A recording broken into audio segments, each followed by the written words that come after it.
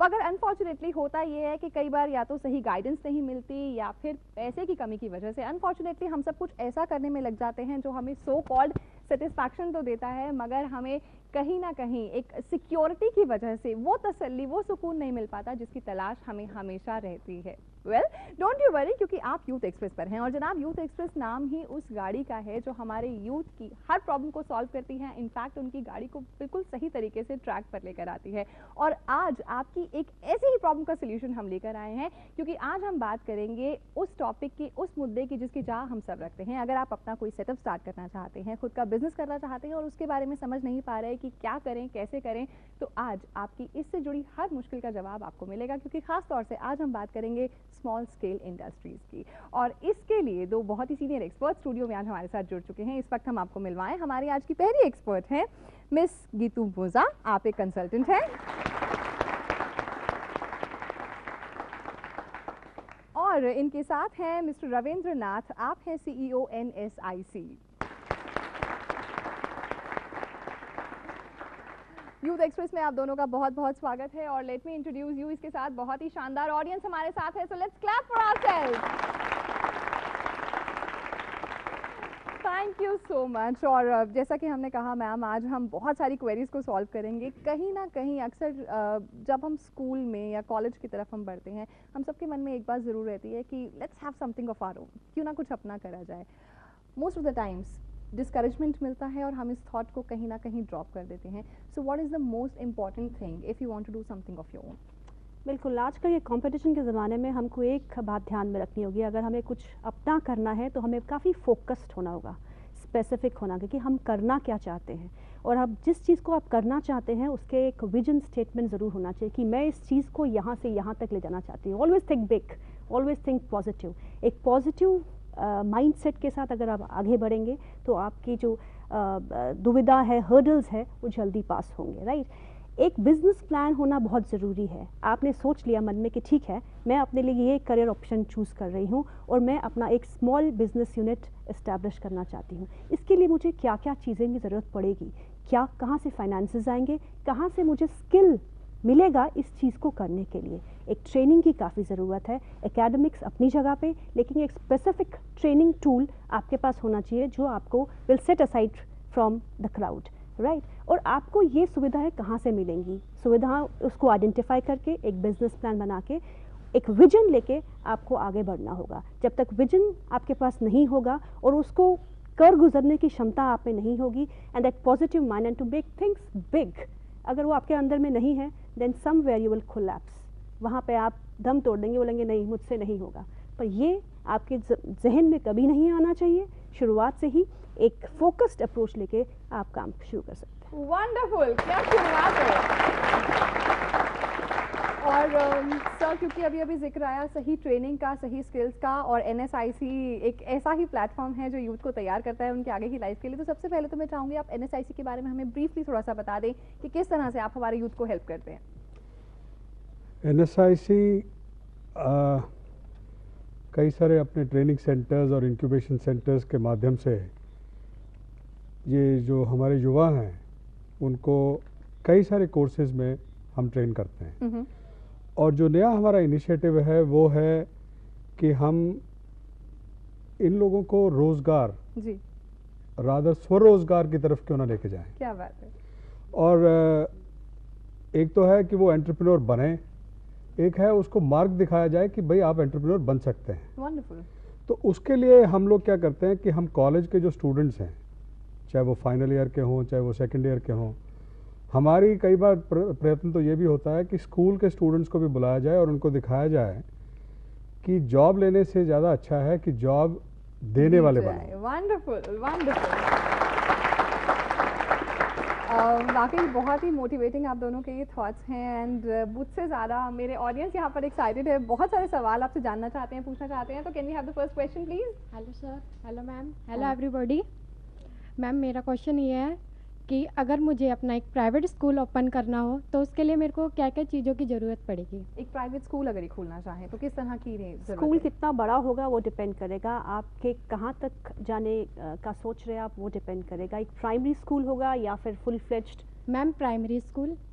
Primary school होगा। जैसे कि अभी मिस्टर नाथ ने कहा कि ट्रेनिंग स्किल्स जो है वो प्रोवाइड किया जा सकता हाँ है। जी। First you have to be trained yourself. पहले आपको खुद अपने आप को इतना मजबूत बनाना होगा, इतना स्किलफुल बनाना होगा कि आपको सही लगे कि मैं इन बच्चों को पढ़ा सकती हूँ, हाँ जी, right.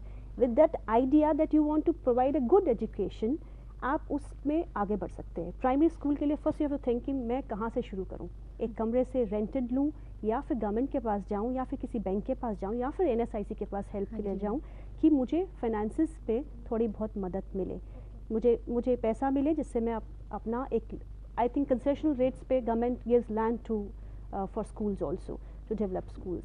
Then you have to go to the authority, कितना बड़ा आप बना सकते हैं, उसके लिए आपको लाइसेंसेस की ज़रूरत पड़ती है। लेकिन this has to come from inside, start from small. मैं तो कहूँगी आप अभी पढ़ रही हैं, आप यंग है, start from small, take 10 students, start from a coaching center and then move into, when you become, you know, yourself confident that I can do it and I can employ people, I can get teachers into my school, expand.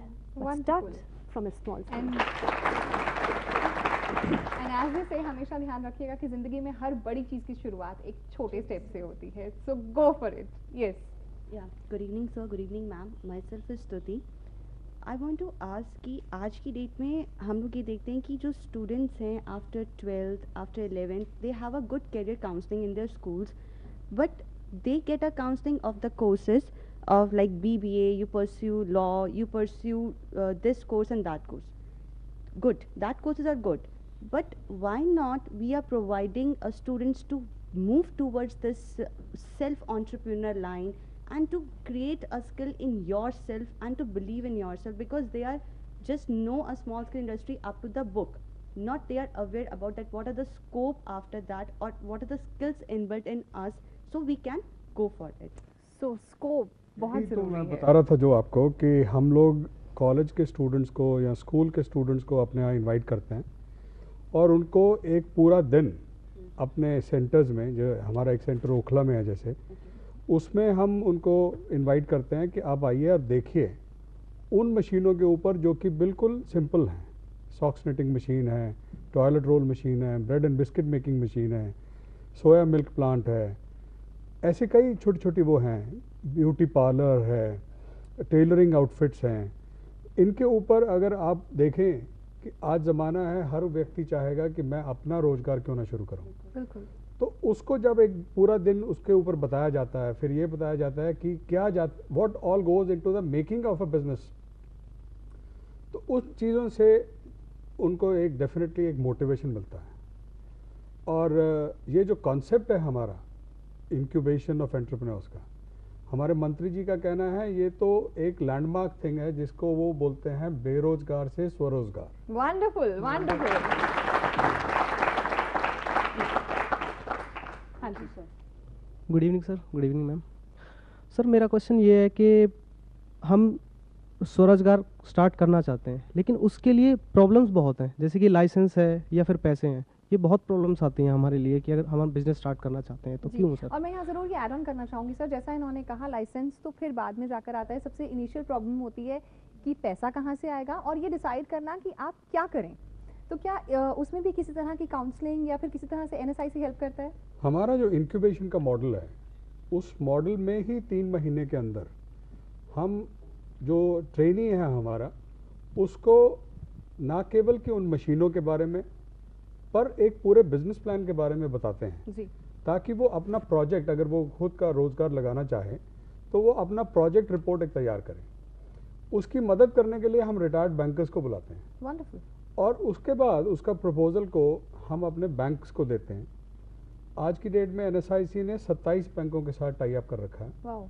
और एक नहीं तो दूसरा, तो options हैं। हम इसके साथ साथ अभी जो और एक कदम लेने जा रहे हैं कि हमारे जो यहाँ के इंक्यूबेशन में से निकले हुए स्टूडेंट्स हैं, उनको PMEGP जो भारत सरकार की एक स्कीम है जिसमें ऐसे नए उद्यमी को अपने लगाने के लिए सब्सिडी मिलती है, NSIC के ट्रेन किए हुए जो एंटरप्रेन्योर्स होंगे जो अपना लगाना चाहते हैं, उनको भी वो PMEGP में से सुविधा मिल सके। वंडरफुल, यानी this is the right time. आप पहले अपना नाम बताइए और फिर अपना सवाल पूछिए। मेरा नाम संदीप कौर है, मैं सरदार पटेल एकेडमी में कंप्यूटर इंस्ट्रक्टर हूँ। मैं जानना चाहती हूँ कि छोटे उद्योग जो हैं उनको बहुत सारे टैक्सेस पे करने पड़ते हैं, तो कुछ ऐसा बताइए जिससे टैक्सेस कम हो और बचत ज़्यादा हो। बचत की आपने बात करी और हमारा अगला सवाल बचत से बेस्ड है।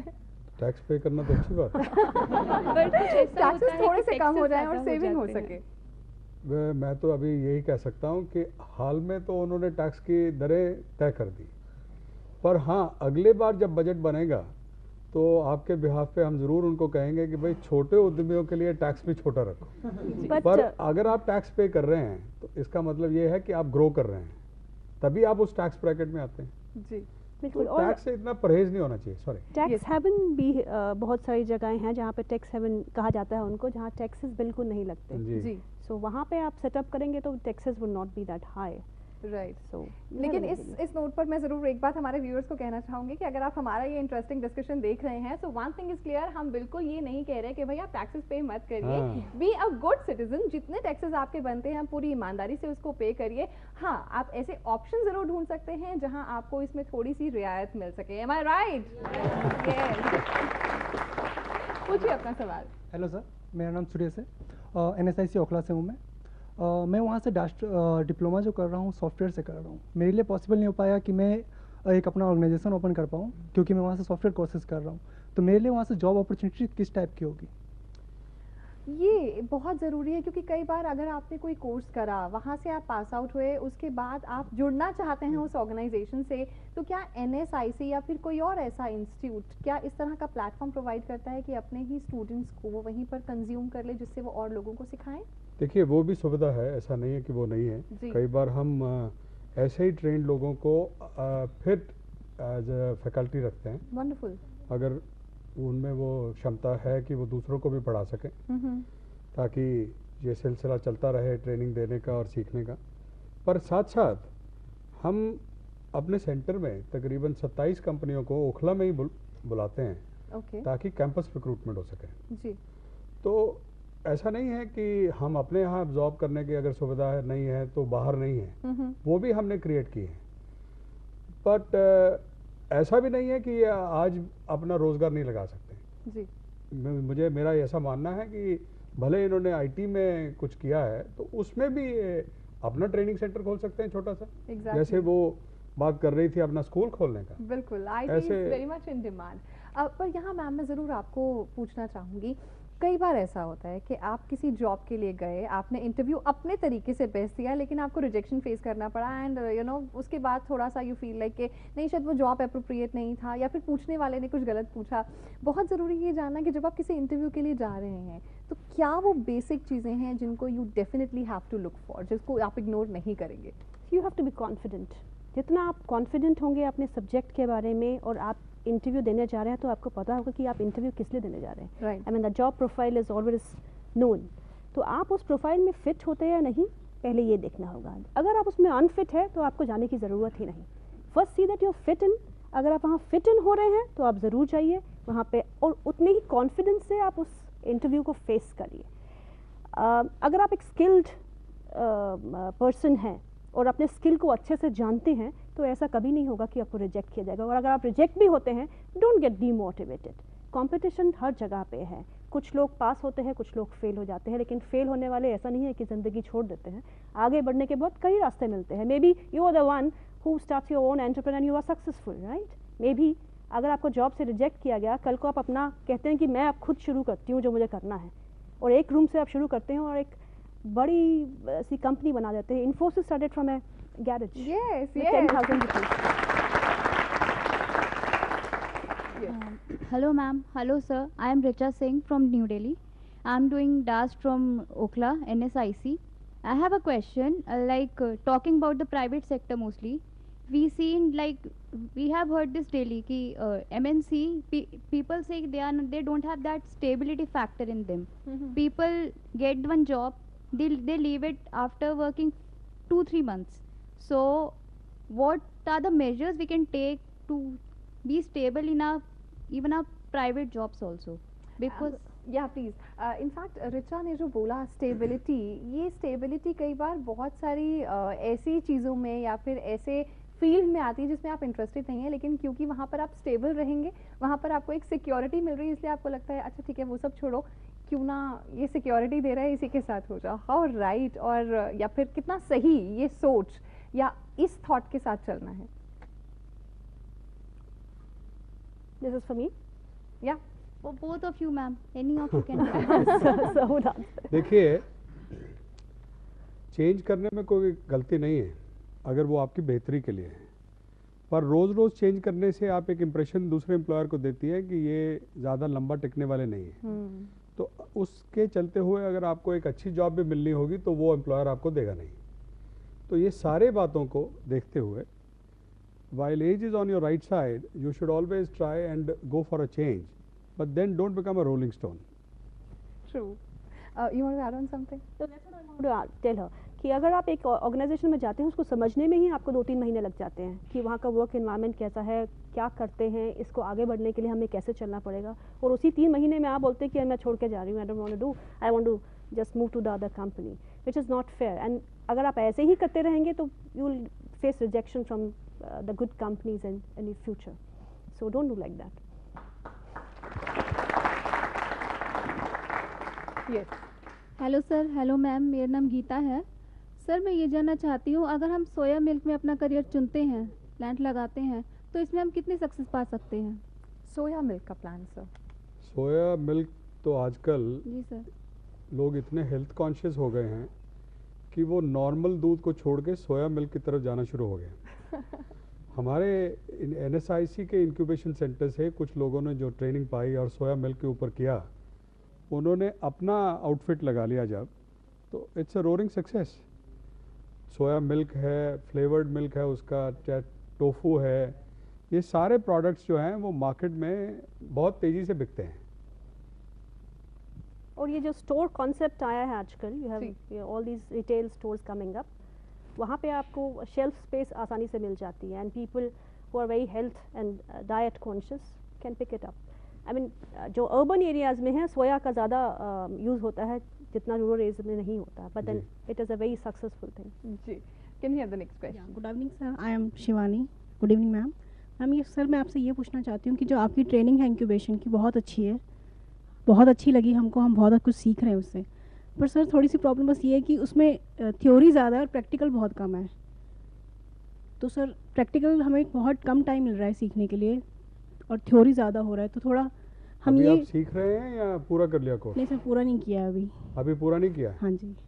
तो चलिए उसका जो आपका प्रैक्टिकल कंटेंट है अगर आपको लगता है तो we can add that more, और मे बी वी कैन, हम आपके जो घंटे जो टाइम में है वो उसको भी बढ़ा सकते हैं ताकि आप जब बाकी लोग जा सकें आप प्रैक्टिस कर सकें उसके ऊपर। सर यही पूछना था कि थोड़ा सा टाइम और मिल जाएगा तो हम जल्दी और अच्छा जरूर सीखेंगे जरूर इसमें और बहुत परफेक्टली सीख जाएंगे ताकि हमें किसी और स्टेशन में जाने की जरूरत ना पड़े। नहीं जरूर और ऐसा हो आपको सकता है। परफेक्ट करने के लिए हाँ ही जी, इस तरह ऐसा। के प्लेटफॉर्म, इस तरह के प्रोग्राम्स ऑर्गेनाइज किए जाते हैं जहां हाँ पर जी। आपकी बात को सही तरीके से समझा जा सके, कहा जा सके। इनफैक्ट प्रैक्टिकल ट्रेनिंग की जब हम बात करते हैं, बीइंग अ कंसल्टेंट, आप क्योंकि इतने अलग अलग तरह के लोगों से मिलती हैं, क्या लगता है कई बार हम किसी चीज़ में वेल इक्विप्ड हैं, कोई स्किल हमारे पास है, लेकिन हम शायद उसको ठीक तरीके से प्रेजेंट नहीं कर पा रहे, आपको डिफाइन करना अपने आप को नहीं आ रहा, तो उस चीज़ पर कैसे काम करा जाए? सी फर्स्ट यू टू आइडेंटिफाई, अपने आप आइडेंटिफाई करिए कि मैं किस में बेहतर हो सकती हूँ। राइट। कि अगर मेरे को इस स्किल में थोड़ा एडिशन करना पड़े, वैल्यू एडिशन करना पड़े, उससे पीछे नहीं हटना चाहिए। अपने स्किल को उभारने के लिए बेहतर ट्रेनिंग, बेहतर अपने आप को एक्सपोजर देना बहुत ज़रूरी है, राइट। और फिर उसके बाद उस स्किल पे काम करना। On the work you get more experience, वैसे ऑन द जॉब एक्सपीरियंस। हम एकेडमिक्स पढ़ के तो आते हैं, लेकिन हमें रियल एक्सपीरियंस जो होता है और रियल नॉलेज एडिशन जो होता है वो जॉब पे ही होता है। When you are on the job you learn more and much faster.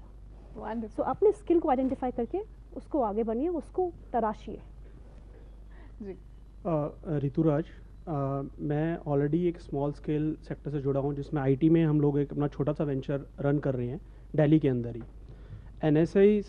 NSIC जैसे जिस तरह से काम कर रहा है बेसिकली, वो मुझे लग रहा है उनका दायरा थोड़ा सा लिमिटेड है। अगर ये चीज़ इनकी इस टाइप की वर्कशॉप्स स्कूल्स के अंदर, कॉलेजेस के अंदर अगर अच्छे से हों, तो एक यूथ को सबसे बड़ी प्रॉब्लम ये आती है कि वो करे क्या, वो अपने लिए आइडेंटिफाई नहीं कर पाता कि मैं क्या करूँ, जहाँ पर करियर काउंसलर्स की बहुत कमी है।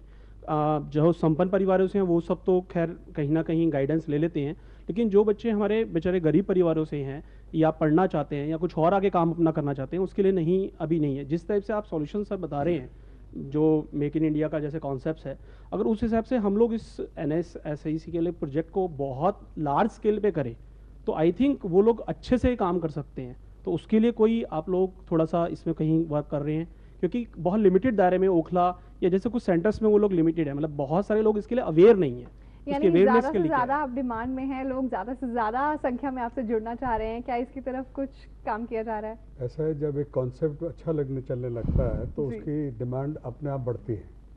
मैं मानता हूँ इनकी बात, और इसीलिए हम ज़्यादा से ज़्यादा इसकी अवेयरनेस स्कूल्स में कर रहे हैं। हम इसको यूनिवर्सिटीज़ के साथ भी जोड़ने की कोशिश कर रहे हैं, ताकि स्कूल्स के साथ साथ यूनिवर्सिटीज़ में भी, क्योंकि not only school dropouts but even those who are graduating, उन लोगों को भी अगर इस दिशा में लेके जा सकें ताकि वो कल को स्वरोजगार की तरफ जा सकें। आपकी बात ठीक है कि इस समय कैपेसिटी बढ़ाने की ज़रूरत है और हम उसके ऊपर काम भी कर रहे हैं। अगर हमारे माननीय मंत्री जी की बात सुनी जाए तो कम से कम हिंदुस्तान में 500 इंक्यूबेशन सेंटर लगने चाहिए अगले 5 साल में। वंडरफुल। पर मैम आप ये बताइए, क्योंकि आजकल कहीं ना कहीं बहुत ज़्यादा एम्फोसिस है, हम बहुत फोकस कर रहे हैं कि वोकेशनल ट्रेनिंग बहुत ज़रूरी है, खाली एकेडमिक से या खाली रटे रटाए से काम नहीं चलेगा। ऐसे में आपको क्या लगता है कितना ज़रूरी है कि अगर हम स्कूल के करिकुलम के साथ इस तरह की ट्रेनिंग्स को कंपलसरी कर दें, जिस भी फील्ड में बच्चे का इंटरेस्ट है, हम खाली उनको इंजीनियरिंग या मेडिसिन तक बाउंड ना करके whatever they want to do, क्योंकि कई बार ये भी देखा है कि एरिया के हिसाब से बच्चों का क्लास और उनका इंटरेस्ट शिफ्ट होता है। So what do you have to say on that? So that's a good idea. I mean अगर ऐसा होता है कि आपके स्कूल सिलेबस में, आपके अंडर 12 सिलेबस में वोकेशनल ट्रेनिंग जुड़ जाती है, and that when you have summer vocations that school only provides you small short duration courses, स्कूलों ने शुरू भी किया है पर अभी बहुत स्मॉल स्केल में है, और ये इसमें प्राइवेट स्कूल्स जो है वो ज़्यादा पार्टिसिपेट कर रहे हैं वोकेशनल ट्रेनिंग्स में। गवर्नमेंट स्कूल्स में वोकेशनल ट्रेनिंग होती है लेकिन वो एक्सटेंडेड फॉर्मेट में नहीं होती। अभी उन्होंने कहा कि अब इंक्यूबेशन सेंटर्स जो है इंडिया में 500 के करीब होने चाहिए, पर हमको पेनिट्रेशन बढ़ाना पड़ेगा। We are focused on more urban and semi urban areas. What about villages जहाँ पे basically you get all these agro things are coming from there. Your dairy farming is something which is going to be a big business in times to come. So these are the areas which are to be focused, and I would suggest, sir, that we should have special units formed which should go to the villages and teach the people there the better technology, the better stuff to really become self motivating and self driving. Better technology, better stuff, better youth, right? इनकी बात बिल्कुल ठीक है कि अगर हमें अपने देश में एक एंटरप्रेन्योरशिप का कल्चर लाना है, जो कि था, ऐसा नहीं था। अगर आप पुराने समय की बात देखें तो हर गांव में हर तरह के लोग था, वो बढ़ाई भी था, वो कुम्हार भी था, वो हर व्यक्ति था वहाँ पर। जो आज के समय में अगर हमें अपने घर के लिए कोई कारपेंटर चाहिए या प्लम्बर चाहिए तो वो मिलता नहीं। बिल्कुल। तो इसीलिए वो ज़रूरत है बैक टू बेसिक्स जाने की। True. और अगर कल्चर बनाना है इस चीज़ का तो वाकई स्कूल्स और यूनिवर्सिटीज़ में इसका एक करिकुलम का हिस्सा बनाना पड़ेगा। That's important. Yes. हाँ जी। Hello ma'am. Hello sir, my self Ranjit, I am from LBSTI। मेरा क्वेश्चन है कि जो बाहर की इंडस्ट्रीज़ होती हैं वो आज के टाइम में बहुत सक्सेसफुल हैं, और जो इंडिया की इंडस्ट्रीज़ है वो बहुत लो और बहुत स्लो है। तो आप इसके बारे में कुछ बताना चाहेंगे कि जिससे कि इंडिया की इंडस्ट्रीज़ आगे जा सके और इंडिया का डेवलपमेंट हो सके? ये आपने किसने कह दिया कि बाहर की इंडस्ट्रीज बहुत तेज हैं और यहाँ की इंडस्ट्रीज स्लो हैं? मेक इन इंडिया का ज़माना है। मैम जैसे मेड इन चाइना, दुनिया नहीं देखिए, चाइना की जहाँ तक बात है, America.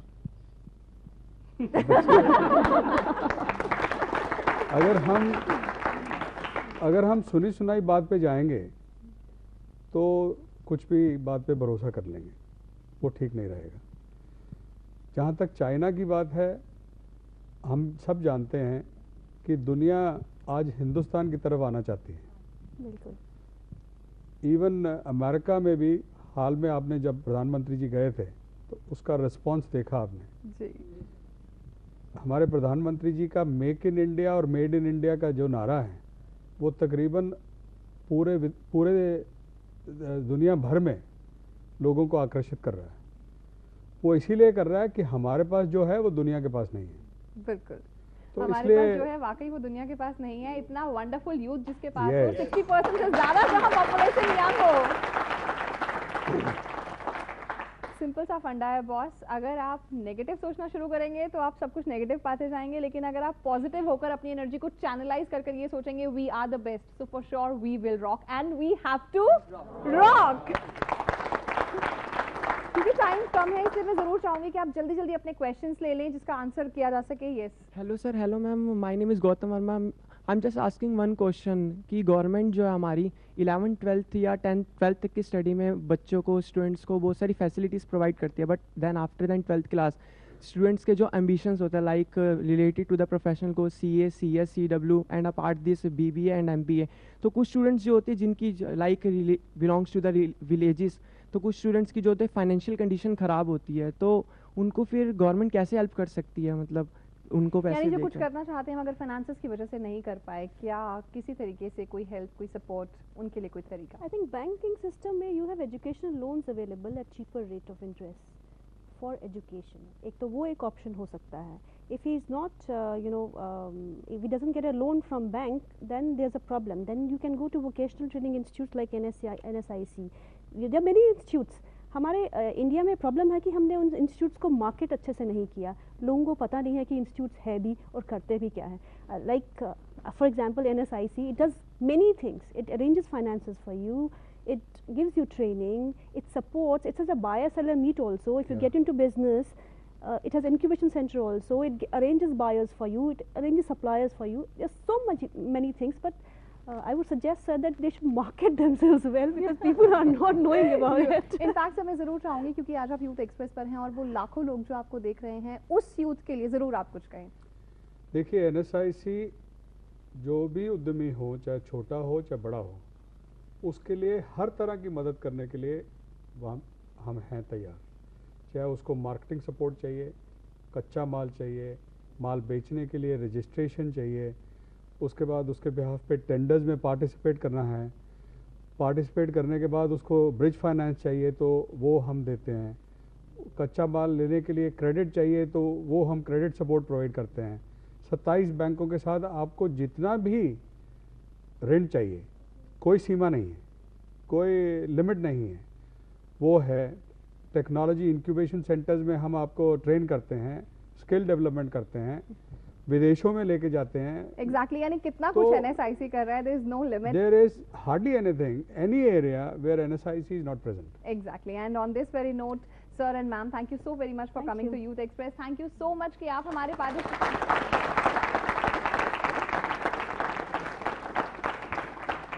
Well, it's time to wrap up और चलते चलते हम आपसे यही कहेंगे कि भाई अगर आप अपने लिए एक कदम बढ़ाएंगे तो हम और हमारे जैसे बहुत सारे साथी आपको मिल जाएंगे। We hope कि आपने जो भी देखा सुना उस पर इम्प्लीमेंट करेंगे।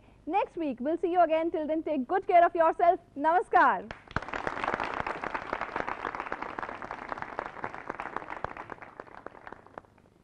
Thank you all. Thank you.